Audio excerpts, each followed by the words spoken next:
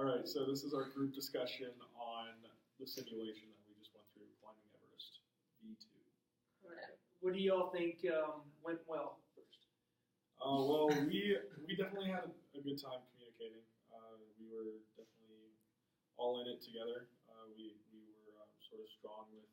We understood that if one of us did well, then we all did well, and if all of us did well, one of us did well. Yeah, we were more thinking about like the team goals. Yeah, we wanted to really, instead of like, oh, we're all just going to do this individually and I'm just going to reach my goal, like, you guys can do what you want, especially since a lot of our goals were like mixed together, like everyone had to avoid being rescued or got there had to stay at least 2 days, and my goals as the leader, I had to basically do everything and keep everyone together, and like kind of just. I think that definitely showed like a lot of empathy and stuff like that, just like the emotional intelligence, just understanding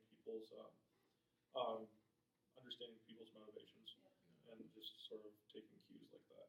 So we did a good job of like when we got to camp, we would talk about what each person needed, like how their health was, and like what was the best decision for individuals, but also collectively. Oh yeah, no, I agree.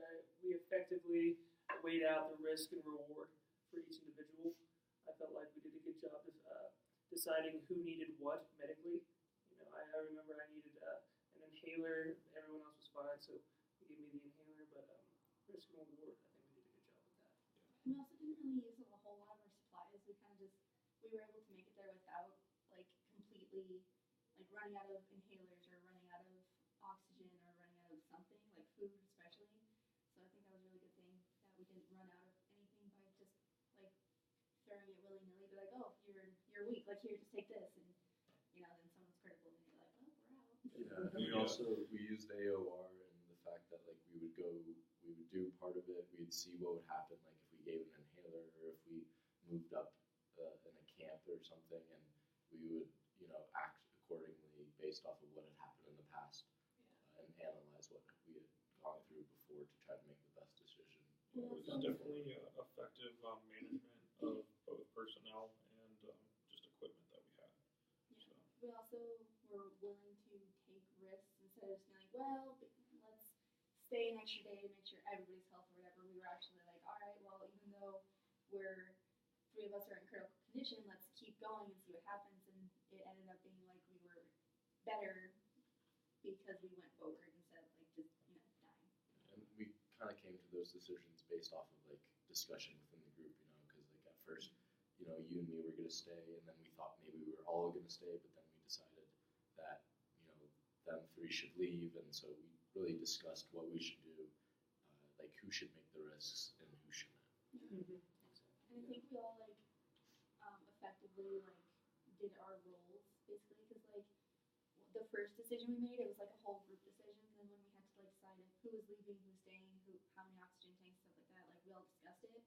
But as the leader, I was just like, hey, we're gonna do this, this, and this. And then as a photographer, you're like, wait, I need to do this. And so you were like, let me do this. And then for each job specifically, we were all able to effectively work together to make those decisions that we needed to make for it. Yeah, we were definitely able to actually see the motivation behind what was going on and weigh the literal points that came with that.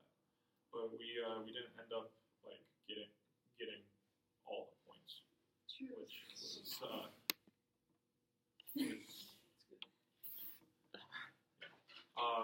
which was sort of, we were this close to getting over 50%, but there were a couple discrepancies. It was a hard game. I think that's what we had the most difficulty with, was just the unpredictability of someone just would randomly get sick, or someone couldn't do this or that, and it didn't really make too much sense. And we kind of just dealt with the punches, and that's where our morale kept us up, because we didn't get down on each other. We kept high spirits, and I think that helped us communicate well. I think one of the hardest parts, other than predicting the weather, was figuring out how to divide the equipment.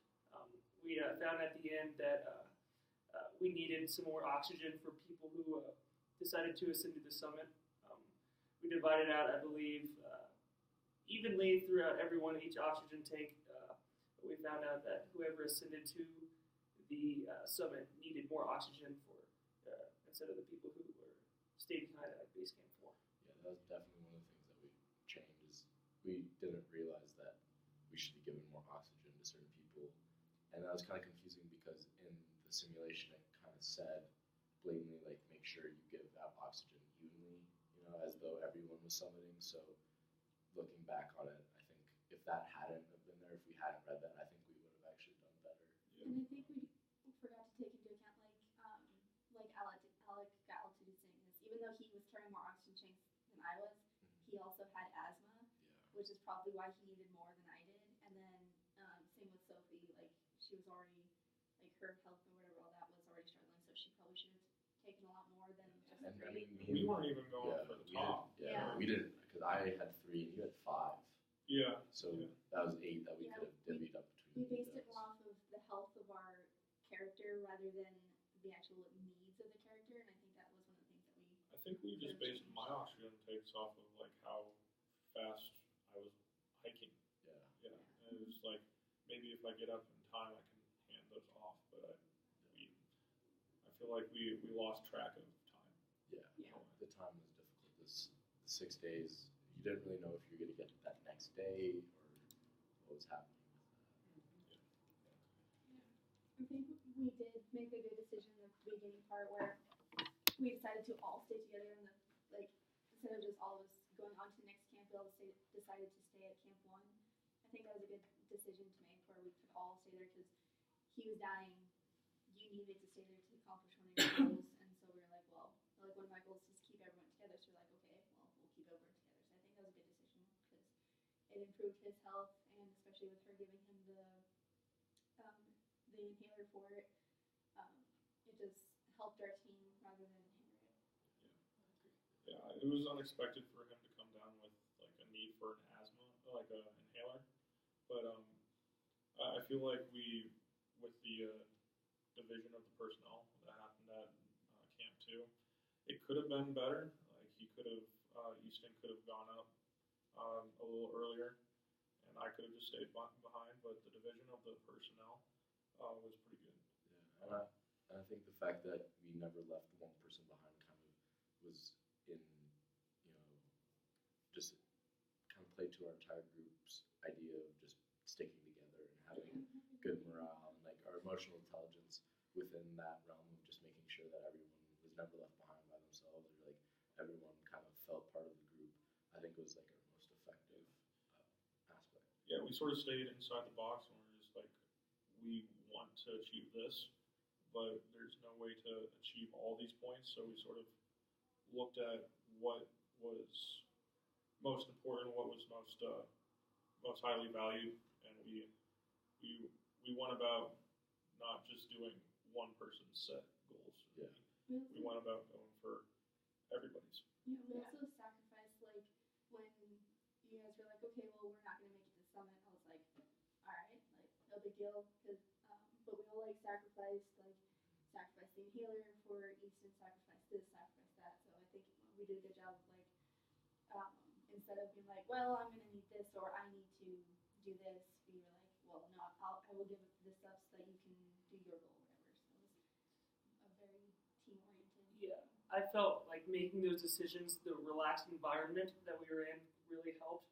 I felt like if we were under a lot of pressure, these decisions that we would have had to make would have been a lot harder to make just because there was so much pressure. But because we were in a relaxed environment, I felt like the decisions we made were a little easier to make than it would have been if we were under a lot of pressure.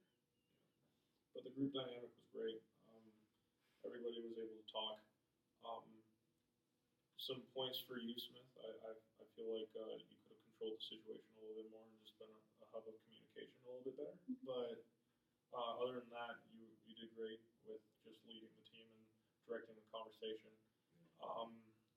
Yeah, we all felt important and valid in just making decisions. Yeah, and Victoria made a great decision when we split up for some people to like take risks and other people not to. And I think that really worked well for our team, and the way you stepped in as a leader then was really good.